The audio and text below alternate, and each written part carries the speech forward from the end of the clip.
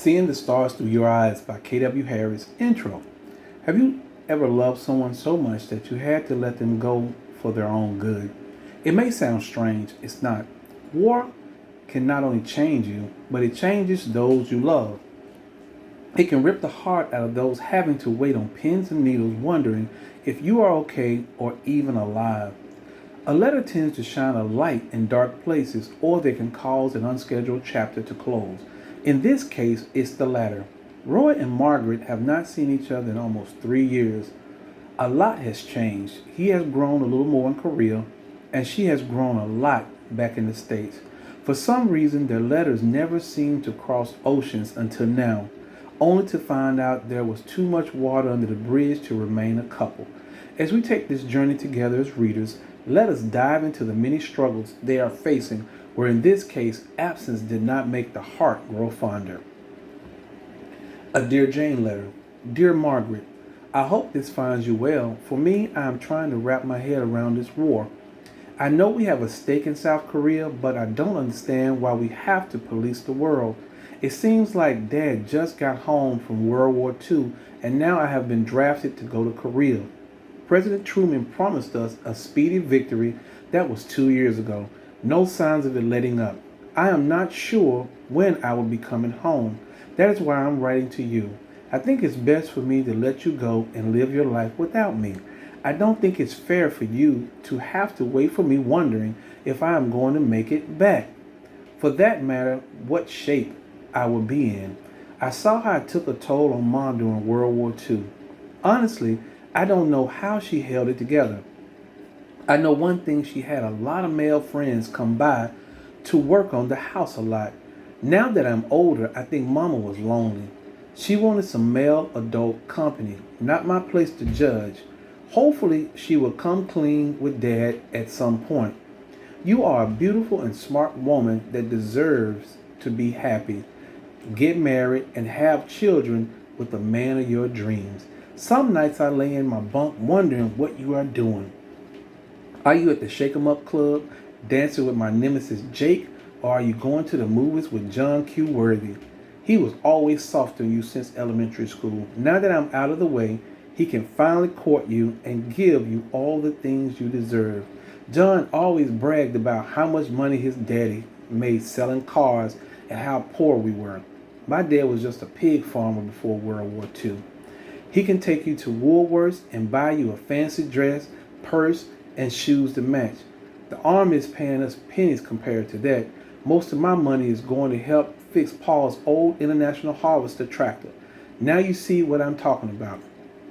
I cannot buy you fancy chocolate from Italy like John can. I know what you are thinking, that I have someone else. I don't. My heart only beats for you. Unfortunately, I had to take a man's life. You begin to see things in a different light. I had to shoot a man that killed my friend Johnny B. Good. I cannot describe to you how seeing a life drained from a person mess with your head. Dad and I will hunt every winter for deer and rabbits. This felt different. I don't know if I'm cut out for this. As soon as I can, I'm hightailing it back to the farm where it's safe. So, you see, Margaret, this is why we have to part ways with each other. My money is short and my mind is damaged. I will always love you. I hope you can forgive me, Roy. A Dear John letter. Hello, my dearest Roy. I just received your letter. I must admit I found it fascinating and yet entertaining. The crazy thing about it, I was going to send you a letter stating the same thing. Pastor said an idle mind is the devil's playground. He was not lying about that. After 2 years, my mind has been all over the place. I miss you so much, but I can't help but think you are running around the country with a Korean girl having the time of your life. The radio must be lying to us because your letters say it's hard, but the radio is saying it's like a vacation over there. So I decided to let you go and live your life. I agree that you cannot afford me. I also agree I should not waste my prime years waiting for a person that will come back differently than when he left. John asked for my hand in marriage. He stated his case by putting you down. I never liked it when a person put someone down to lift themselves up. That was a turnoff for me. One after the other came by and asked my dad for my hand in marriage, especially when the postman opened my letter from you by accident. The word got out like vultures circling a dead carcass. I'm going to tell you what I said to them. How dare you tell me what I want or should feel? I loved you from the first day I met you on an old man Thomas's hayride. I knew you were my husband then, and I know it now. If we struggle, we do it together. Money is not everything. It answers a lot of things, but not everything. Besides, it would not be fair to Roy Jr. Surprise, we have a son. I found out I was pregnant right after you shipped out. I wanted to tell you, but I was afraid you would get distracted. He is yours, by the way. I have not been with anyone else since we were together the night before you left. I love you, Roy Jesse Justice. Don't go and get yourself killed. We need you to come home safe and sound. I am not accepting this tomfoolery of a letter. I do not want to hear about what's best for me. And you better not be eyeing one of them girls in the village either. I have ways of finding out. I know people that know people. Time for Junior to get to bed. You will love him. That boy looks just like your mama. Acts like her too. Good night, Roy. I will write you a letter later on in the week. Margaret. Margaret. Wow. Words cannot describe how I'm feeling right now to find out we have a son. I am also saddened by this news because I have missed 2 years of watching Junior walking, crawling, and growing up. I, however, understand the need for you to figure out what your next move was going to be. Alas, I have something to tell you also. I was involved with someone that resulted in us having a daughter. We named her Abigail after her grandmother. I thought you had moved on because I wrote to you and the letters kept coming back. I should have waited longer. No excuses. I apologize for not being the man you were waiting for. I hope you can forgive me and allow me to co-parent with you. Abigail's mom died earlier this year. She was a missionary. They went to help the Chungu village and were ambushed by some of the guerrilla extremists. Abigail does not know as of yet, not sure how to tell her that her mom is not coming home. My tour duty is finishing up. Seems like we are pulling out of Korea, thank God. Margaret, I do miss you. Please know the love I have for you will always be there. What we had was real. Maybe we can start fresh in raising Abigail and Junior. If not, I understand. You did not sign up to be a stepmom. Again, it was not your fault in any of this. It is mine. Roy. Roy, I cannot say I am surprised with you moving on. Your patience is as long as my pinky finger. One of the things I loved you for was that you were spontaneous, and that was the one thing that got us here. Yes, you should have waited to hear from me or called home when you could. To think I held out all these years hoping and praying that you would make it back so we can pick up where we left off. You are right. As a little girl, I dreamed of being someone's wife and mother and not a baby mama or stepmom. Life does not always go as planned. I had to learn by myself how to roll with the punches. My answer is this. Let me think about it. Once you get home, then we will see if we are still on the same page. Margaret. The road less traveled. I finally make it back stateside. As I inhale, I think to myself, there is no place like Nebraska in the fall. That fresh air and red oak are like no other. Ma and Pa picked us up. They were so excited to meet their granddaughter. After supper, I am going to tell them about Roy Jr. and see if Margaret felt like bringing him by. I put Abby to bed and had a heart-to-heart with my parents. I told them what happened to Abby's mom and that I have a son by Margaret Mullins. They laughed. I said, what was so funny? We saw Margaret at the general store. Pa was sitting in the truck waiting for me to play my numbers. I ran into Margaret inside the store. She had a little boy.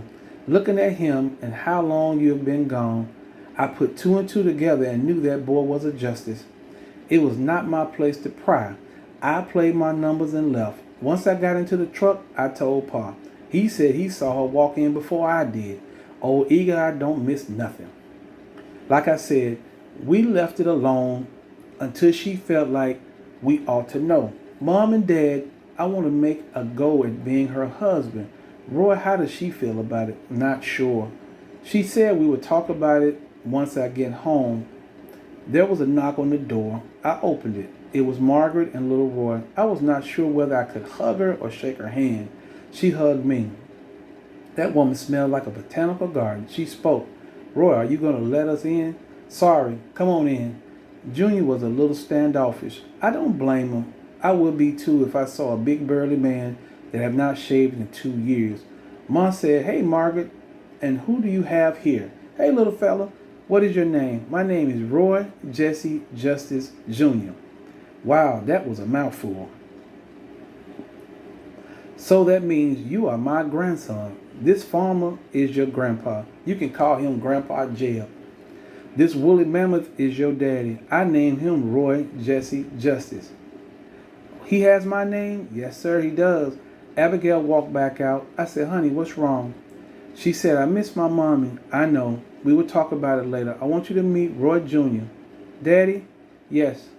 Your name is Roy, right? Yes, honey. He is your brother. Go and say hello to Miss Margaret and Roy. Hello, Miss Margaret. Hello, Roy. Hello, Roy said. I got some jacks in my bag. You want to play? Okay. I said, Margaret, is that all right with you? That's fine. The kids went to the living room. Well, Roy, we will leave you two to talk while we go and check on the children. Hello, Margaret. It's been a long time. How have you been outside of what you told me in your letters? All is well. Mama passed away since you've been gone. Robert didn't want the house, so me and Roy live there now with Pa. It does not feel the same with them, with one of them gone. Sometimes I feel I can hear them fussing at each other. I can still smell Mama's apple pie cooking in the stove. Other than that, I am all right. Life is good. I finished school and became a CNA. When Roy goes to school, I'm going to go back and become a registered nurse. That's good, Margaret. You were always smart in school. What do you plan on doing now that you are out of the Army? I heard Boeing was hiring for mechanics in Kansas. And also the Air Force Base in Omaha is looking for the same help. If I take the Air Force job, I can drive home every night and still help Pa around the phone. Sounds like a plan. Not quite. Have you given any thoughts about us? Yeah, Roy, I have. It's all I have thought about since your last letter. Looking at that little girl, I realize Abigail needs a full-time mama. I love you to life, but we have to set some ground rules. 1, let's take it slowly. You will stay with your mama and daddy and me and Roy at my house. 2, we set up play dates for the kids to get to know each other better. And 3, we will plan our date nights accordingly without any pressure. Deal. I agree with those terms. Thank you, Margaret. Coming full circle. Margaret and I eventually worked out everything. The kids are getting along just fine. People think they are twins. We don't tell them anything different. We got married after much counseling from our pastor, and we are expecting another little Justice. It's starting to feel like I am a long way from Korea. I heard the Vietnamese got a dust-up going on. It's not my problem. I will leave all that fighting for the young people. I just want to sit in my rocking chair, counting my blessings, sipping on my iced tea, and watching Abby and Roy chase each other around the yard. Ma and Pa is loving it. They keep them every summer and teach them how to farm. Roy hates it like I did, but Abby got a knack for it. She is attached to the hip of her grandpa. Take this advice from old Roy Sr. It's not how you start, it's how you finish. The end.